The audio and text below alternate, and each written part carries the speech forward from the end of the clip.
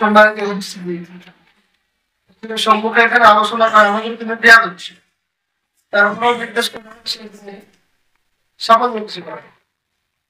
আল্লাহ রাব্বুল আলামিন কালামে পাকের ভিতরে বলেছেন, ওয়া মা খালাকতুল জিন্না ওয়াল ইনসা ইল্লা লিয়াবুদুন। হাদিস শরীফের ভিতরে বলেছেন, তালাবুল ইলমি ফারিদাতুন আলা কুল্লি মুসলিম। আল্লাহ রাব্বুল আলামিন আমাদের প্রত্যেককে দুনিয়ায় প্রেরণ করেছেন একটি উদ্দেশ্য, তা হলো ইবাদত। আর ইবাদত আল্লাহ রাব্বুল আলামিনের করতে হলে আপনি দুনিয়ার দিকে তাকিয়ে দেখেন, আপনি দুনিয়ার যে কাজ করতে যাবেন, ব্যবসা কর, বাণিজ্য কর, কৃষি কাজ কর, চাকরি বাকরি কর, প্রত্যেকটা কাজের পিছনে যদি আপনি পূর্ব প্রস্তুতি গ্রহণ না করেন, তাহলে আপনি সে কাজে সাকসেস হতে পারবেন না। অনুরূপ আল্লাহ রাব্বুল আলামিন আমাদেরকে ইবাদতের জন্য সৃষ্টি করেছেন।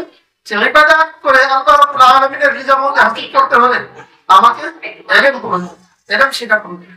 ইলম ছাড়া কোশ্চেন কারো আমরা ইবাদত করি আল্লাহ রাব্বুল আলামিনের নিকট অর্জন করতে পারবো। ইলম দাওরা হাদিস পাস করা কিন্তু ফরজ আইন, হাফেজ হওয়া ফরজ আইন না। প্রয়োজনীয় মাসলা মাসাইল আমার চলতে ফিরতে, আমার নামাজ কালাম করতে যতটুকু ইলম প্রয়োজন ততটুকু ইলম শিক্ষা করা ফরজ। রাসূল আকরাম সাল্লাল্লাহু আলাইহি ওয়াসাল্লাম হাদিস শরীফে কথাই বলেছেন।